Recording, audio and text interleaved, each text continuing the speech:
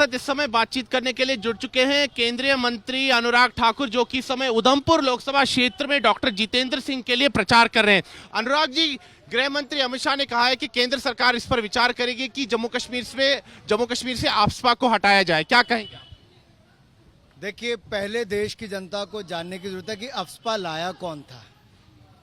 ये जो अलगाववाद, आतंकवाद कांग्रेस लाई थी जम्मू कश्मीर में, वही धारा 370-35 से भी लाए और इसके कारण 45,000 लोगों की मृत्यु जम्मू कश्मीर में हुई।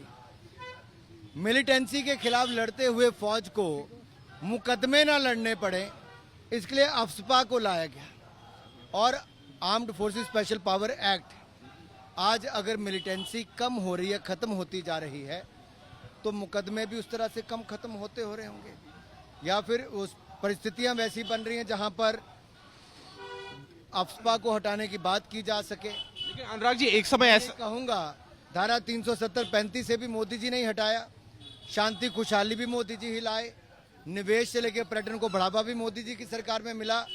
तो अगर सेनाओं को हटाने का काम और सुरक्षा की जिम्मेदारी जम्मू कश्मीर को, पुलिस को देने का काम, ये भी मोदी सरकार में ही संभव हो सकता है। और armed forces special power act को अगर बदलने का, हटाने का काम भी होगा तो मोदी सरकार में ही संभव है। लेकिन अनुराग जी, एक समय ऐसा था जब बीजेपी ना, कभी भी विपक्षी पार्टियां जब मांग करती थी, नेशनल कॉन्फ्रेंस पीडीपी, कि आफ्स्पा को हटाया जाना चाहिए, तब बीजेपी इसका विरोध करती थी। तो बीजेपी ने अपना स्टैंड कैसे बदला इस पर, किन कारणों के? तब पथराव भी था, तब अलगाववाद भी था, तब आतंकवाद भी था, और तब सुरक्षित नहीं थे जम्मू कश्मीर के लोग। आज जम्मू कश्मीर के लोग अपने आप को और सुरक्षित महसूस करते हैं। अलगाववाद खत्म हुआ है। अलगाववादी लोग राष्ट्रवाद और या फिर मैं कहूँ लोकतंत्र के साथ जुड़ने की बात कर रहे हैं। आज वो डेमोक्रेसी का हिस्सा बनना चाहते हैं, ये फर्क है।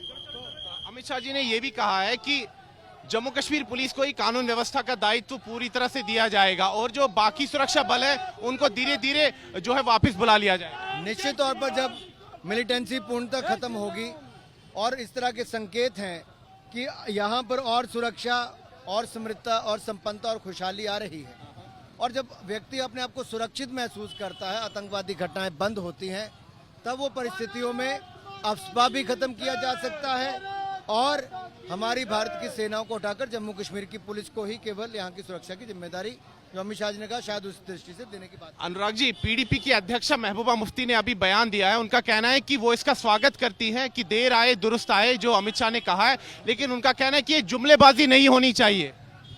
देखिए, ये वो 3 परिवार हैं जिन्होंने जम्मू कश्मीर को लूटकर खोखला कर दिया, बैंकों से लेकर यहाँ के संसाधनों को खत्म कर दिया, अपनी राजनीति के चक्कर में यहाँ पर पथराव भी करवाया, अलगाववाद को भी बढ़ावा करवाया।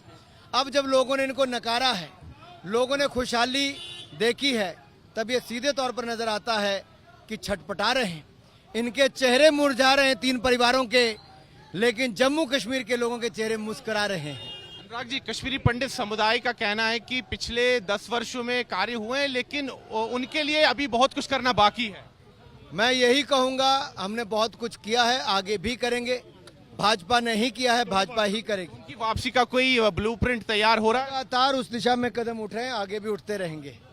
बातचीत करने के लिए बहुत बहुत धन्यवाद। बहुत आभार आपका। तो ये हैं अनुराग ठाकुर, केंद्रीय मंत्री, इस समय उधमपुर लोकसभा क्षेत्र में ये चुनावी प्रचार कर रहे हैं और यहाँ उधमपुर लोकसभा क्षेत्र से भाजपा के प्रत्याशी हैं केंद्रीय मंत्री डॉक्टर जितेंद्र सिंह।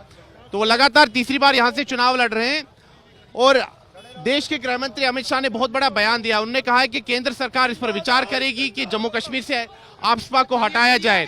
तो ये अमित शाह ने कहा है। अब यहाँ पर अनुराग ठाकुर का कहना है कि अब आतंकवाद में काफी कमी आई है, अनुच्छेद 370-35 से हटने के बाद घाटी में जो हालात है काफी सुधरे हैं और ये सब कदम एक एक करके चरणबद्ध तरीके से उठाए जाएंगे। वीडियो जर्नलिस्ट नीरज कुमार के साथ में सुनील भट्ट, उधमपुर, जम्मू कश्मीर, आज तक।